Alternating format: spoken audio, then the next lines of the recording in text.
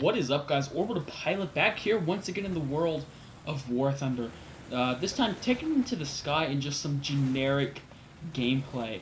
I don't actually know what I'm currently flying out because I'm doing this just like I'm talking to a normal person because I wanted to talk about what's going on in War Thunder, and it didn't really have to do with any certain plane, so it didn't need specific footage.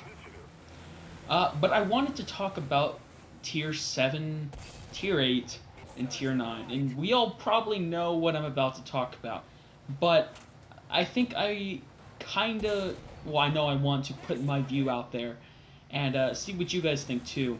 So let me know in the comments down below after I get done talking about what I think, and let me know if you agree or disagree, or, you know, if it's something completely different. But the first thing we need to talk about is the TU-4.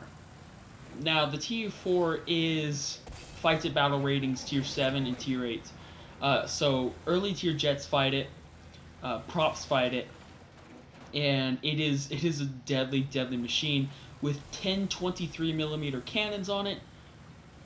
It's just insane. In fact, my F2 first impressions video that is coming out, one of the clips I was killed. It was a beautiful game. I was sniped by over like a mile away by one straight bullet. Not, of course, from a TU-4, but from an il-28, but same guns. So they are just extremely deadly. I mean, I was going 700 miles an hour. Now, it was, of course, a lucky shot, but still, nevertheless, it still hit me. So the guns on that thing are just incredible. They get spawned just a ridiculous height up in the air, and it's really just a dominating force in War Thunder right now. If you go play early tier jets, if you play late tier props, you will know, and I talked about this in my, my P80 video, I think, I don't really remember, about how early games are ending now, because the TU-4s are just ridiculous. It's kind of turned into people go and they fight as much as they can, as long as they can, get as many points as they can before the TU-4's in the game. Because it's not worth going after the TU-4s. You're most likely, well, actually not most likely, you are going to be damaged, at least, if not killed. And then, so what, you trade, basically? I mean, it is possible, don't get me wrong. I like to face them head-on, go to just straight head-on with them. You can kill them like that, and it's a viable tactic. But here's the problem with that, is the only way I was going head-on with them in the first place was because I was flying a fully upgraded F-84, which gets an air spawn, and I am just barely able to get to their altitude before they get to our bases. So, a plane that's going 600 miles an hour, that climbs up, is just barely able to get to their altitude. And that doesn't include all the people that the Russians face. The Russians can face the Germans, the Americans, the British. The British have some amazing climbing planes, as do the Americans with the F-8Fs and the Focke-Wulfs and the Griffin Spits. It doesn't get better climbing than that. Yet, no one's really able to get to their altitude, and once they do get to their altitude, why go after them and risk dying? Why risk your own plane, you know, if there's 4 more TU-4s behind them? There's just really no reason. And the problem with having a squad of F-84s, which is what a couple of us were trying to do, is that the F-84 is only equipped with M350 cals, which can set things on fire, but, you know, Russian communism puts out fires immediately. It doesn't always kill them. So, now alright, now let's say the F-84 had the F-2's guns. Yeah, okay. Then you get a squad of those F-84s going, and you go wreak havoc, but that's not the case.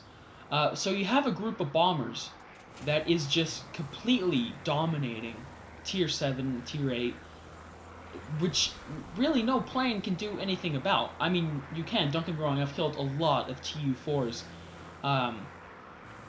but I've also died to a lot of TU-4s in the process.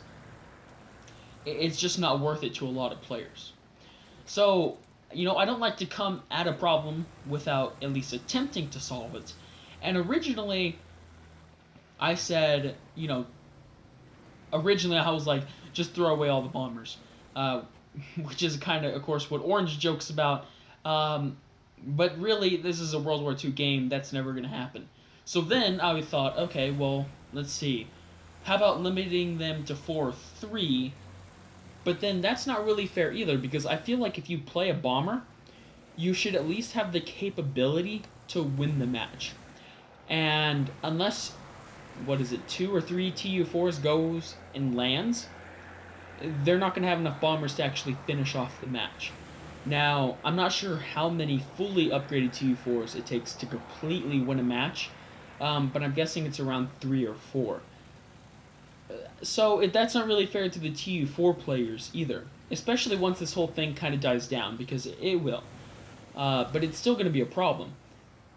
The only thing that I can think of that makes half of a mark of sense is to spawn them far lower. Not, of course, like 1,000 meters, but somewhere in between where they are now and, that 1,000 meter mark. Because that would give enough time for the F8Fs, the D13s, the Griffin Spits to get to their altitude. And not only that, it would give them enough time to build up some speed to do high-speed passes, which would increase the likelihood of the fighter, actually living, but it would still give a chance for the TU4s to kill them. Because let's face it, playing with 10 23mm cannons should be dangerous, and it is. So that shouldn't be taken away. But the dominance definitely should. They should not be spawned that high. Or what you could do is if there's more than a certain amount of TU4s, let's say there's 6 TU4s in a match, which sounds ridiculous, but trust me, it happens. If there's more than a certain amount of bombers in the air, everybody gets an air spawn. So then, not of course from the bomber's height, but like the F-84 gets, maybe 1,000, 1,500 meters up in the air, a little bit less, just something to give them that extra boost to be able to get to that altitude. That would be definitely something that would help out all the fighters, because a lot of people are annoyed at the TU4s, which is completely understandable. Another thing I wanted to talk about bombers was the fact that there needs to be a ceiling. And this comes from the fact that during my... I wanted to record my first flyout in the F2 Sabre for you guys for the first impressions video. And I did. I recorded part of it, and it will be in the... Well, actually, I don't know when this video is coming out, but it will be in that video. The problem is that the last guy, I followed him up to 10,000 meters. 10,000 meters in Warthunder. The F2 Sabre is an amazing plane, as with the Meteors that were with me. But there's a point where it's not even worth going at him. Do you know how well this engine works at, 30,000 feet? Not that well. Nothing works that well at that height. Please keep in mind, this is 1952 technology, so, it really, there's not combat that high, or at least not in War Thunder. And so, of course, he's able to snipe us from 1.5 miles out, no problem with those 23s. So, for people like that, there needs to be a rule. And I think there's certain things that you could do. For instance, if there's no more fighters remaining on the team, it's automatic that all bombers have the name tag above their head. Remember in old War Thunder, you could see people from like 40 miles out. So, I think that it's only fair if all the fighters on your team are killed and you're going in hiding, then people should be able to know where you are. The second thing is, if all the fighters are killed on their team, there should be an altitude limit. And let's say a bomber goes and climbs to 10,000 meters, and all the fighters on their team die. There's not like this, well, I got there before all my fighters died. No, it's like, once your fighters die, you can't go above that 4,000 meter mark or that 5,000 meter mark. Just to make it fair, to the players. And I've never really understood why bomber pilots insist on doing that. It's not all of them, don't get me wrong. There'll always be bad and good pilots. But some pilots just like to sit up there, and it doesn't make sense because, especially if you're on the team that loses automatically on maps to ground forces, you will eventually lose. And you're going to get no more credit. It's much better, jumping out of the plane, which is what I tend to do. I go and land, jump out of the plane, because it's not worth my time. It's not worth anybody's time, even if it's a loss.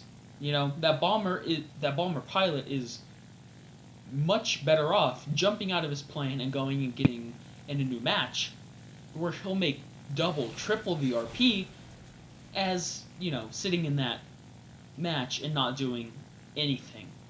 And that's what I don't get about the il-28s, which are prone to doing this, is that you're much better going off diving and going head-on with a bunch of people. You'll most likely get at least one kill, and, jumping out, and getting that plane RP from killing that guy. So, yeah, that's what I think needs to be said about the bombers. Let me know in the comments down below if you agree, and what you think we could do to fix the bombers, because there's no point in removing the bombers. I don't want them removed, but there needs to be rules, because it does get ridiculous in some matches. And before, it was the B-29s climbing.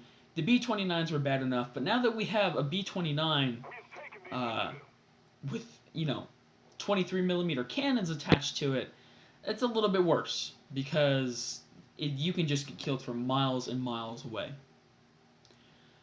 So, yeah, I think that's all I wanted to say about the bomber spam that's been going on. Of course, we could always go into the battle rating thing, where there needs to be something done about the battle rating of early jets. Maybe the F2 and the MiG-15 BIS and the MiG-17 should all be, I don't know, rank 10, or, BR of 10 instead of 9. Because planes like the F-84, planes like, well, not really that, but planes like the F-84, which go in and dominate tier, against props, like the Focke-Wulf 190 T-13, that's not even fair. It's not even in the same realm. What are they supposed to do? I'm going 600 miles an hour, they have a top speed of 400. It's just absolutely crap. But the F-84 against a plane like a Yak-30, although technically probably a little bit more accurate, it doesn't fare well either. The P-80, once again, they should not be fighting Focke-Wulfs.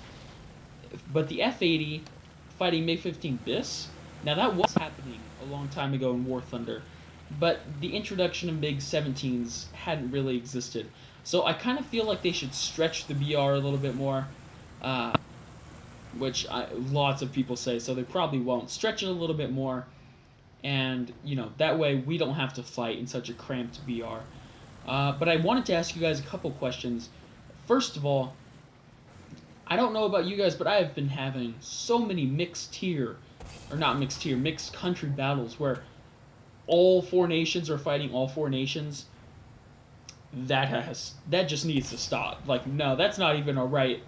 My F-84 should not be facing another F-84. My Focke-Wulf should not be fighting another Focke-Wulf, because when you go against a country, let's say you're American going against Germany, you already start the match off with information like, okay, I need to stay above them.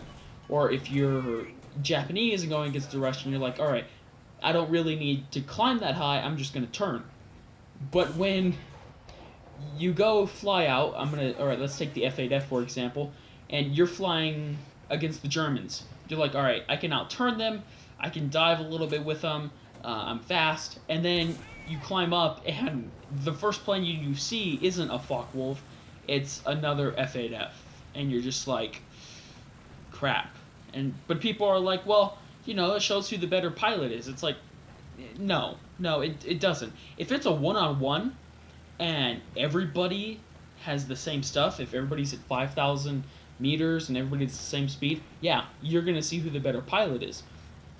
But if there's 2 F-8Fs, or if it totally scrambles your play style because you have I don't know, a Chi 61 or a Chi 84 with that F8F fighting another F8F, there's nothing you can do. You have to totally improvise, which isn't a lot of fun. So let me know what you guys think about that down in the comments below. Now, for some weird reason, in my most recent video, the Beautiful Plains of Warthunder, which is a series I want to continue because I think it has great potential. By the way, I did like breaking the sound barrier. That was a lot of fun. I wish there were sound effects for it. Sadly enough, there's not. But in my most recent videos and the videos I'm making later this week, including that one I just posted, for some weird reason, the quality is just is far better. And I don't understand what I did. I probably should have changed one option at a time, because now I don't have a lot of independent and dependent variables. All that I know is that for some weird reason, it works. Now, the Beautiful Plains of Warthunder video was a little bit laggy at times, and that was because when I did reset the program, I forgot to record it to my other hard drive. So one was reading and one was writing at the same time, instead of one reading it and the other one writing. I thought about redoing the video, but I didn't think it was bad enough to actually do. And I also experimented with a couple other fade-ins and fade-outs, so expect more of those. I just like how the video quality is a little bit better, because that was something that was just absolutely bugging me, because the artifacting was just so bad. But now, when you click 1080p, it actually looks 1080p, so I was very, very thankful. Alright guys, so let me know what you thought of everything I said in this video down below. What do you think needs to be done to bombers? Are any of my ideas actually good? Do you think they'll work? And yeah, I think that's it for this video, guys. Thank you for watching. Hit that like and subscribe button, and I will see you guys next time. Oh, right guys, and before I go, real quick, a couple more things. I just kind of forgot about them to put them in the main video. First things first, thank you to all the people who reached out to me, advised me, gave me some counsel on what they think I should do to expand the channel. It is going great, by the way. Hint, hint, hint, there was a reason why I grinded for the F2 so much. Look forward to some montages. Same thing with, hopefully, the MiGs, although I need to get a little bit better with the cannons. But for all of you who were talking to me about montages and stuff and getting together with them, don't think I haven't forgotten about you. I will get back with you immediately, and I think that we can definitely work something up, and it should be a lot of fun. The last thing is, go subscribe, or not subscribe, go follow me on Twitter if you guys want all of updates and secret sneak peeks before the videos actually come out. Orbital-Pilot, same thing as on YouTube. Look me up on Twitter, follow me there, and I will see you guys next time.